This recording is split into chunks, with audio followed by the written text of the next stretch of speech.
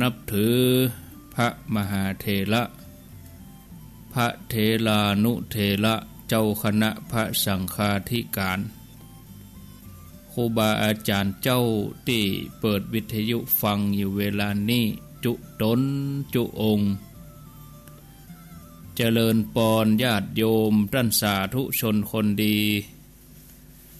ผู้สนใจใฝ่ในธรรมทุกท่านที่เปิดวิทยุฟังอยู่ที่บ้านที่จองที่หอที่เฮือนเจริญปอนขอบคุณอนุโมทนาบุญกับสถานีวิทยุแต่ละที่แต่ละแห่งที่เปิ้นได้เกาะสัญญาณเชื่อมสัญญาณเอารายการนี้ไปสู่ผู้ฟังทางบ้านหลายคลื่นหลายสถานีก็มีตังเวียงปะเป้าก็ที่103.50โดยหมอกเรดิโอแล้วก็มีที่99.25เมืองพานเรดิโอ106.75คนฮักพะเยาอำเภอเมืองจังหวัดพะเยา106.0เมืองปานจังหวัดลำปาง FM 101.25อำเภอเมืองจังหวัดลำปางห้างชัดเกาะคาอำเภอเมืองหับได้แล้วก็ที่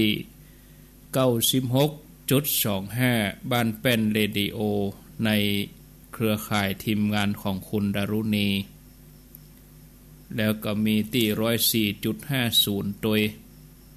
ภูเพียงเมืองน่าน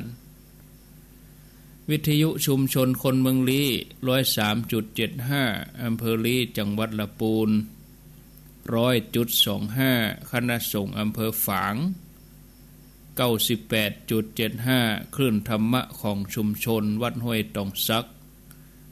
91.50วิทยุชุมชนคนนาน้อยอำเภอนาน้อยจังหวัดน่านสำหรับคืนนี้ก็บ่แน่ใจสำหรับทางแม่ขจารโมเดิร์นเปิ้นน่าจะรับสัญญาณอยู่กับที่ทางสถานี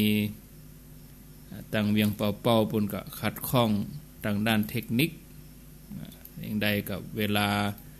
เปิดสายฟังญาติโยมเปิ้นโทรมาก็คงจะฮู้เนาะวันนี้ก็คงจะแปลกหูศรัทธาญาติโยมตามปกติก็วันพุธนี้จะมีครูบาอาจารย์3รูปได้มาจัดรายการท่านอาจารย์พระครู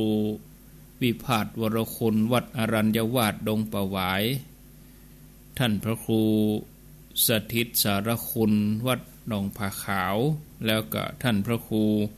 กัลยาณปราโมทย์วัดม่อนห้วยแก้ว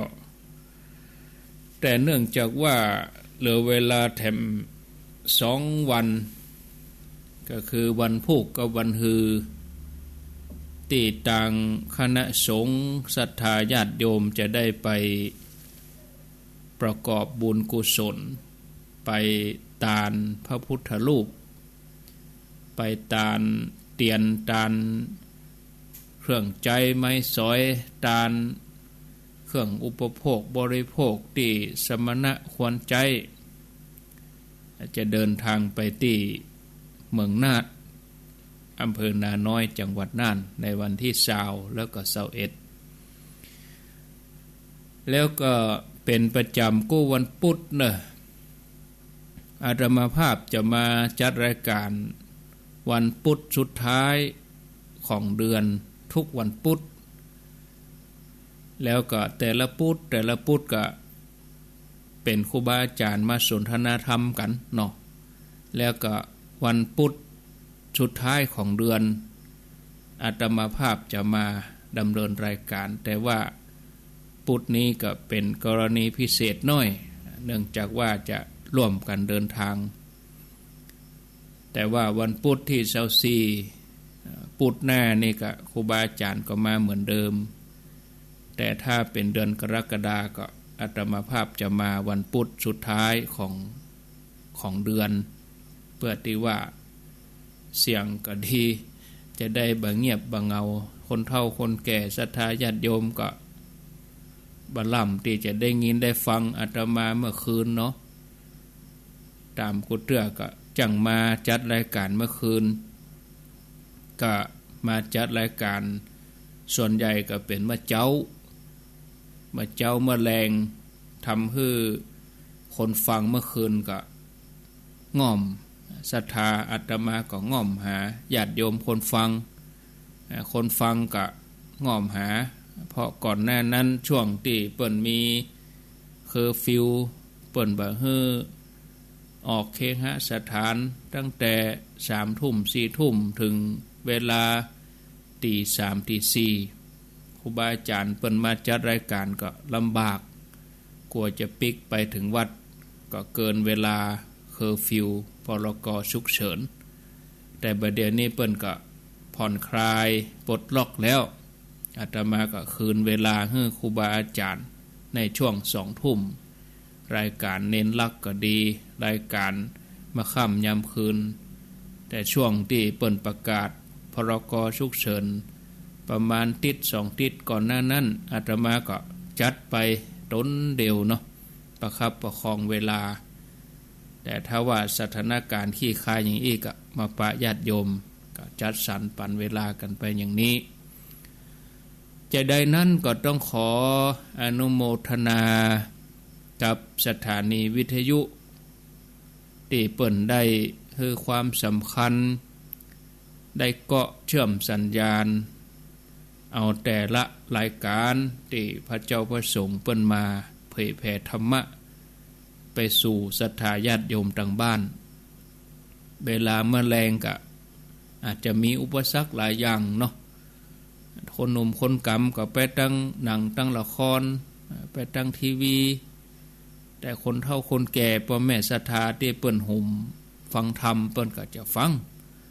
บางท่านก็หูก็ฟังวิทยุตาก็ดูทีวีอีกก็มีบางคนเปิ้นก็ติววิทยุเอาไปไว้ในห้องนอนตั้งไว้บนหัวนอนฟังไปอยู่เป็นกู้กันไปหน่อยญาติโยมวันนี้อาตมาภาพจะได้อยู่กับญาติโยม2 ชั่วโมงตั้งแต่เวลานี้เป็นต้นไปจนถึงเวลา4 ทุ่ม22 นาฬิกา10 โมงเมื่อคืนที่จัวหัวเมินนี่ก็เพราะว่ารอบางสถานีเปิ้นตัดสัญญาณ2 ทุ่ม 15บางสถานีก็2 ทุ่ม20ก็จะต้องเกริ่นขั้นเวลาเพื่อที่ว่าจะได้ฟังธรรมะพร้อมกันบางสถานีเปิ้นก็ตัดสัญญาณ2 ทุ่มตรงบางสถานีก็ตัดสัญญาณ2 ทุ่มปลายอันนี้ก็ขึ้นอยู่กับผังรายการของแต่ละคลื่นอันนี้ก็แจ้งศรัทธาญาติโยมกำเดียวอาตมาจะลองฟังท่านผู้ฟังพอก่อนเนาะว่ายังฟังกันอยู่ก้าอย่างใดไกลนะฟังจากคลื่นไหน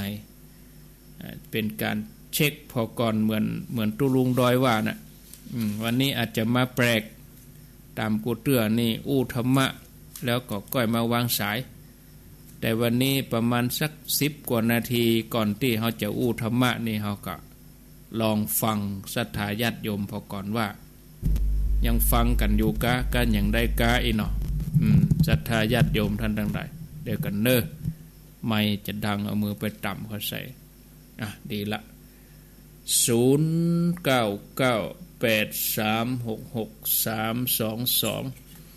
เบอร์อาจจะแปลกหูเนาะเป็นเบอร์กูเตือนเนี่ยก็ญาติโยมก็โทรแฮมเบอร์แต่ว่าประเด็นนี้ก็เป็นเบอร์ที่อาตมาใจรับรายการในเวลาเมื่อเจ้าในเวลาเมื่อแรงบ่าย 3ก็จัดรายการแต่เมื่อคืนนี่บ่ล่ำได้มาก็เลยญาติโยมฟังก็อาจจะแปลกหูพ่องถ้าแปลกหูก็ลองโทรมาบอก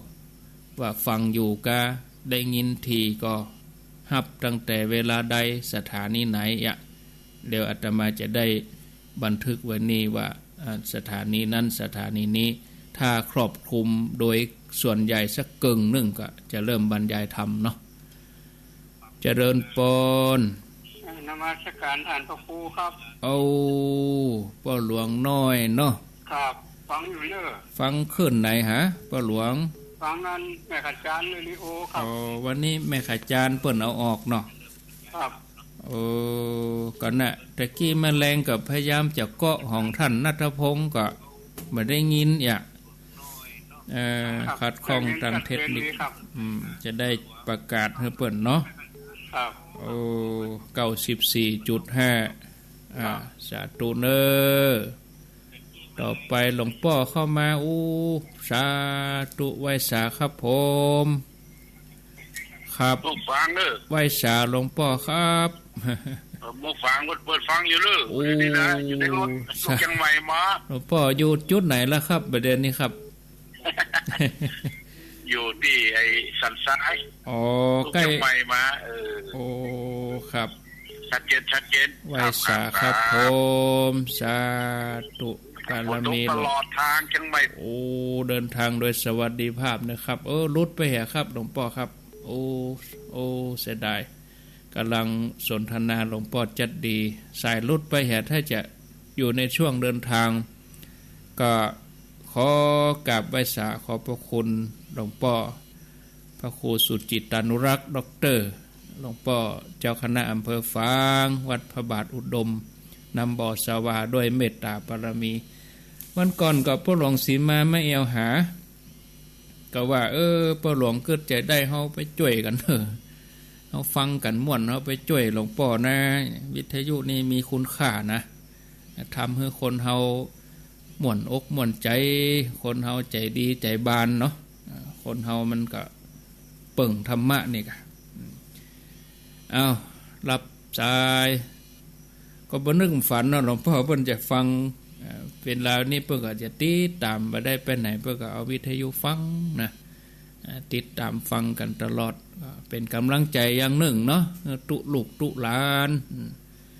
เจริญปนเจ้าการนมัสการเจ้าท่านพระครูจากทางใดฮะ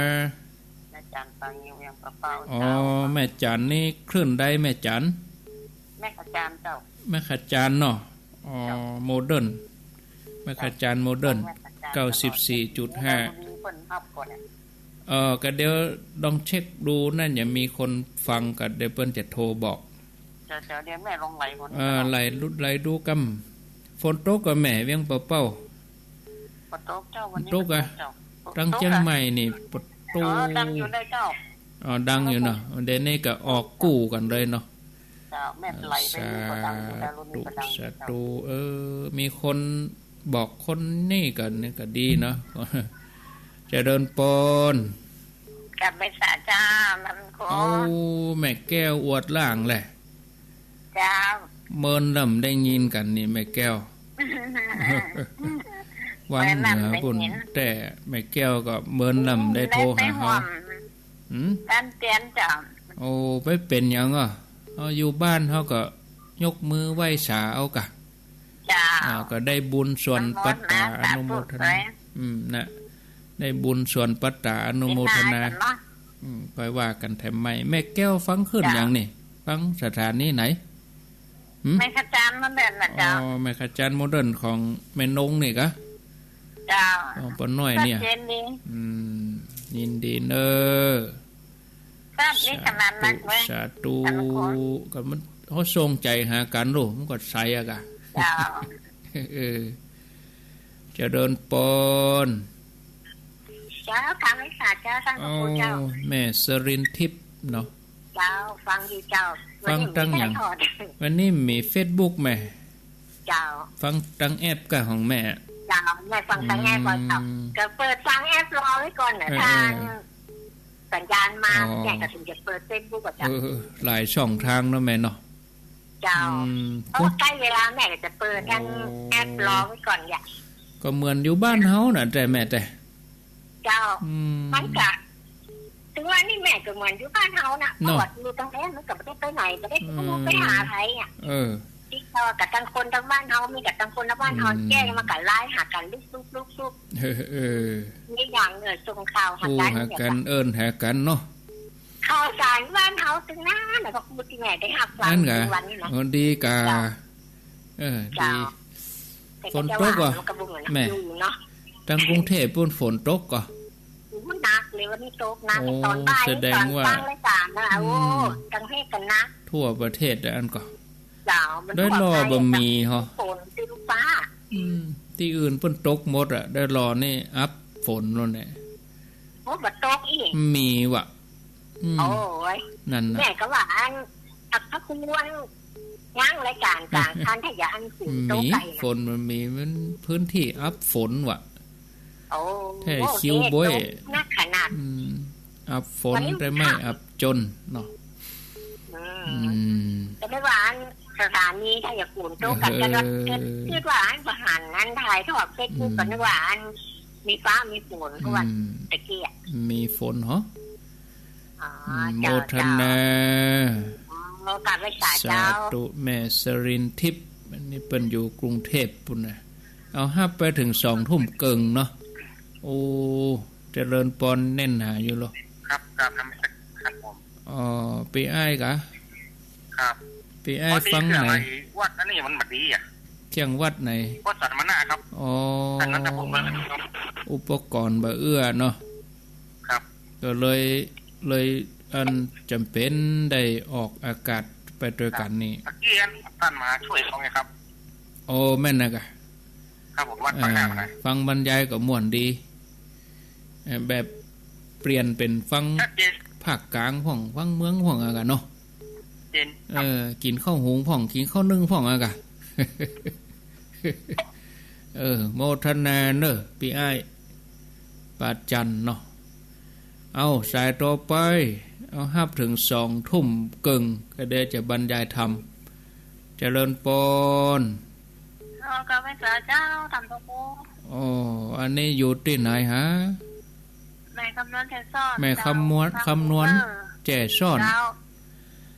อนนี่ฟังเมืองปานเรดิโอกันไหมเจ้า106นี่เนาะ106ค่ะเจ้าคุณดารุณีนี่นะเจ้าสาธุเนอสาธุเอารับสาย0998366322แถม7 นาทีตั้งบ้านแป้นนี่ได้ยินก่อตั้งป่าช้างตั้งสันป่าตองเนี่ยบ้านแป้นเรดิโอนี่ 96.25 แต่คืนนี้ของลุงโดมนี่เปิ้นบ่ได้เกาะสัญญาณเปิ้นมีการได้แฮมยังก็ฟ้ากับฝนตัวของลุงโดมเมื่อคืนนี้ 89.5 มีก็ฟังที่ 96.25 บ้านเป็นเรดิโอ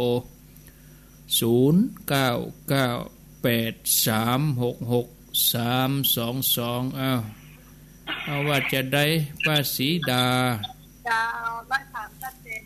โดยหมอกเนาะโดยหมอกเรดิโอนะฝนตกก็ทางบ้านเวียงป่าเป้าฝนตกก็ป้าสีดายังค่ะยังตกเจ้าตกเดือนเนาะค่ะแต่ว่าวันคืนเนาะเจ้าเชียงใหม่ในเมืองเนี่ยซึ่งวันค่ำว่ะซึ่งวันค่ำแต่ด้วยรอนี่บ่มีวันค่ำเหรอเจ้าเดี๋ยวไปอ่ะไปอ่ะเจ้าได้คิวบ่อยเนี่ยคิวท้ายกันสาธุเจ้าป้าสีดาเวียงป่าเป้าเอาแถม6 นาทีแน่นหนาอยู่รู้นี่ไปเหย้ามีก็ไปเหย้าเจริญปอนเจ้ากับภาษาเจ้าท่านพระครูเจ้าแม่สายพินรู้นี่จ้าสายพินกันนายาเป็นว่าเนี่ยถ้าขำม้าก็เอาวิทยุไว้บนหัวเตียงนี่ถ้าลูกม้าก็จิ้วถ้าดูลงไว้หลุมเจ้ามาขำดูต่างฟังเนาะแม่เนาะเจ้าดูต่างฟังตีคืน106.0นะเจ้าตอนแรกแต่เจ้าเปลี่ยน103ก็ได้ยินแล้วเจ้าใส่ปิ้งเลยเนาะเจ้าต้องชัดเจนดิว่าท่านพระครูเจ้าถ้าเป็นคนเมืองน่านเหมาะเห็นไหมก็ขยันว่าเหมาะอย่างกันฟังม่วนเนี่ยดูต่างฟังท่านพระครูดีละ ยินดีเนอะแม่เนอะ เจ้าขอบคุณเจ้ากลับไปศาลเจ้าท่าน สา พระครู ธุแม่สายพินกัลยาตรงซานบุญตำบลบ้านขออำเภอเมืองปานขึ้นหาตุลุงอยู่เนอะตุลุงตรงซานนะเจริญปอน นมัสการ จากตังใด จากเมืองที่หลวง อ๋อเมือง วิดีโอเจ้า เมืองจี้หลวงบอกให้กันอีกาบ้านเป็นเรดิโอเนาะ ชัดเจนดีเจ้า 96.25 เมื่อคืนก็มาตึงวันเนอะ ค่ะ 2 ทุ่มก็ไหลมาอยู่นี่ท่าเลย เจ้า วันพุธวันพัด ได้ฟังถึงมีความสุขเจ้าต้องฟังแล้วมีความสุข วันพัดนี่วันพัดเป็นหลวงพ่อเจ้าคณะอำเภอเวียงป่าเป้าวันศุกร์นี่เป็นเจ้าคณะอำเภอฝางอีนะ โอ้เจ้า เนี่ยบ้านเป็นเรดิโอเนี่ยเนอะ เจ้า ยินดี ฝนตกจัดกันวันนี้ โอ้ดีกะตกเนาะจุ่มเย็นจุ่มเย็นแม่นอะม่วนอกม่วนใจเนาะ ได้รับฝนก็จุ่มเย็นได้รับพระธรรมก็ชโลมใจเนาะ ดีแล้ว ท่าน ดีแล้วสาธุเนอ สาธุเจ้า หับแหมสัก2 สายก็เดี๋ยวก็บรรยายธรรมเจริญปน พระเจ้าท่านพระครู จากดังใด มาเล่าสันติเจ้า เล่าสันปิงแม่นฟังบ้านเป็นกะ เจ้ามันเป็น บ้านเป็นได้ยินชัดก่อ ประเทศนี่เจ้า อ๋อดูต่าง เดียวของกิน อ๋อดูต่างฟังเนาะ เจ้า เฮาก็ไหลเซ้าหาน่ะเหมือนเฮาไปเซ้อซื้อครัวน่ะกะ ถ้าอันนี้ไม่นี่เนี่ยไม่ได้ยินนะทางบ้านอีกแม่ก็ ผมได้ยินเตื้อแม่อันสิ้นเดือนพุ่นก่อนกำลังแปลงอ่ะเสามันต่ำเครื่องทรงก็100 วัตต์แล้วครับเดียวเนี่ย เหลือสัก100 วัตต์แล้วนะที่อื่นที่อื่นเพิ่น200 วัตต์300 วัตต์500 วัตต์ก็มี อันนี้100 วัตต์แท้ๆโมทนาเนอสายสุดท้ายเดี๋ยวจะบรรยายธรรมเจริญปนติดแล้วไม่สาเจ้า จากตังใด ฝางให้เนอ โอ้เมืองฝางบ้านหยังเมืองฝาง บ้านกันเปอตำบลต้นมือ ต้นมืออ๋อตำบลต้นมือกับตำบลเดียวกันน่ะสันต้นมือกับต้นมืออันเดียวกันนะกะ อันเดียวกันนะ น่ะกะไก่บ้านพ่อหลวงสีมาก็ ปะไก่ แม่หมู่หยัง มาเป็นสุกัดต้นมือนี่เหรอ โอ้พ่อหลวงเพิ่นอยู่หมู่11เนาะแม่อยู่หมู่หยังอ่ะแม่หมู่8อ๋อฟังกันถึงวันเนาะ เจ้า ฉันอันโมทนาเนอ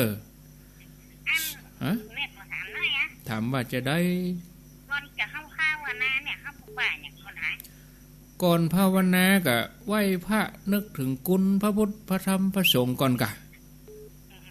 ไหว้พระเฮือใจมันต้อมดีๆก่อนกะไหว้ครูบาอาจารย์เนี่ยก่อนกะเนาะก่อนภาวนานะไหว้เอาสวดอิติปิโสหั่นน่ะเฮือใจสงบเสียก่อนเนาะยังคักยังนะท่าน ฮะ ปะเฮาดังรับตานี่นะมัน โอ้ไปหันหยังเปิ้นบ่ฮือหันหยังดุเปิ้นนั่งภาวนาเปิ้นจะไปหันหยังจะได้โอ้เปิ้นก็หันกับมันก็เป็นหันหอหันน้อยกะเดี๋ยวเขาก็มาอู้มาจากันเนาะเวลามีเปเลอะอนุโมทนาฮะโอ้ก็เปิ้นมาเอวหาเฮานี่ลูกโอ้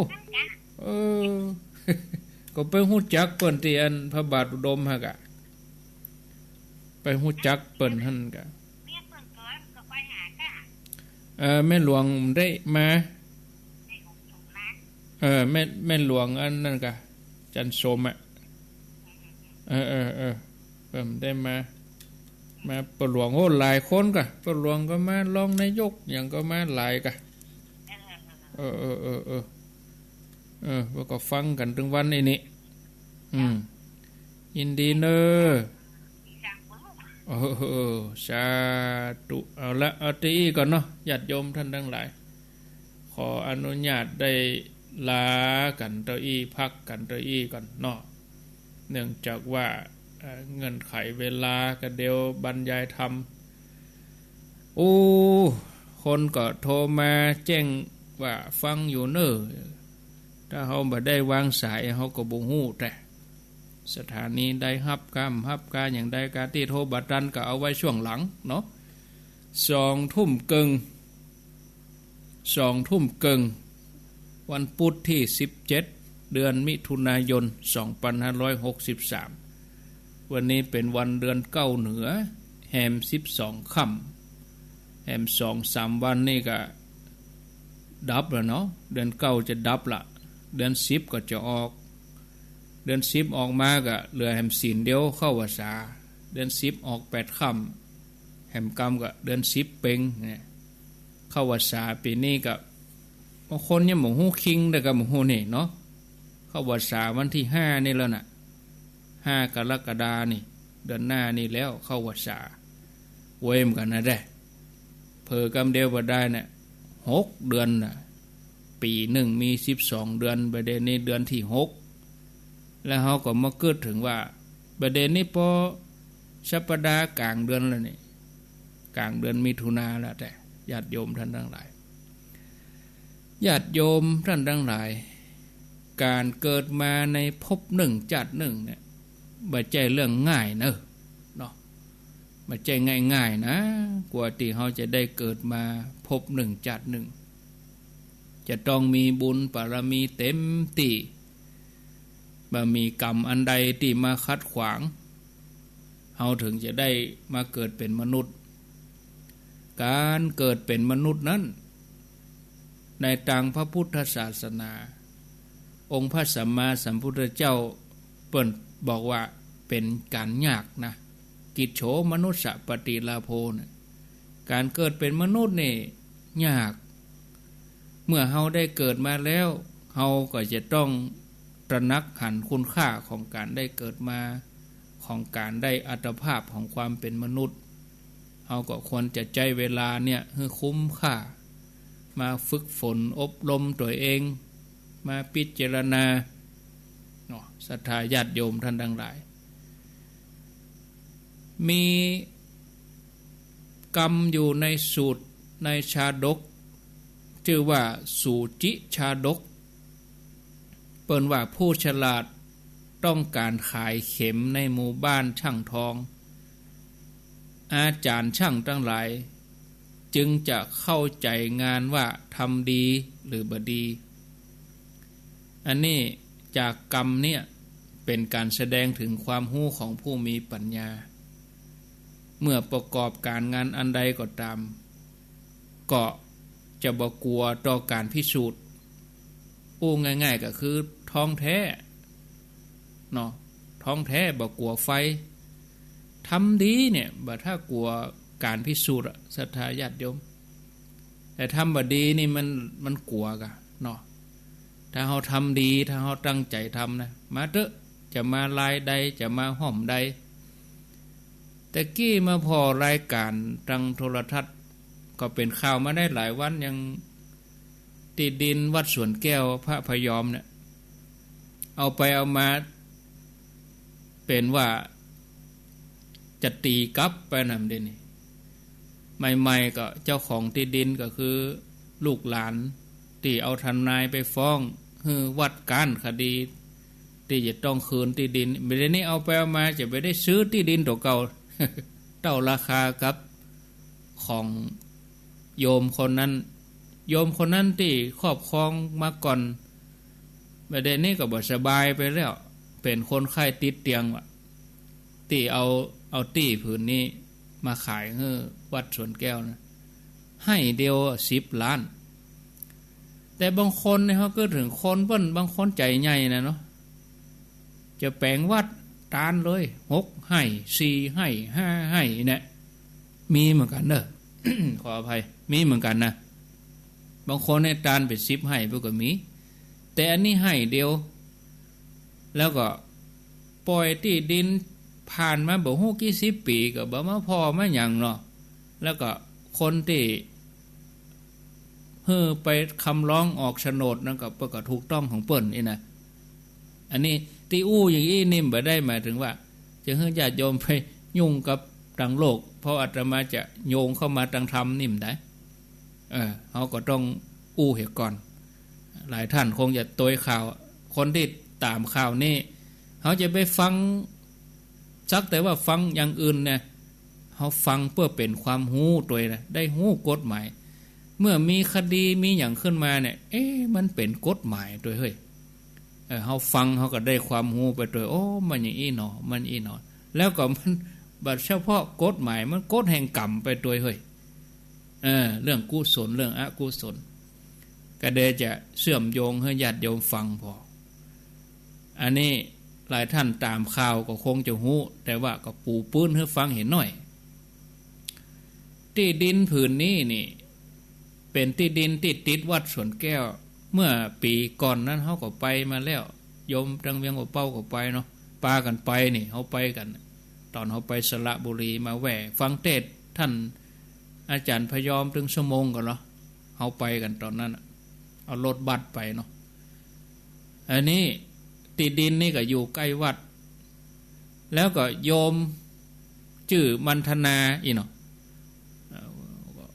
เปิ้นก็อยู่หั่นจนหลาย10 ปีแล้วก็บ่หันมีไผมาทักท้วงอย่างเปิ้นก็เลยยื่นร้องต่อที่ดินว่าเป็นผู้ครอบครองมาเหมินอีเนาะ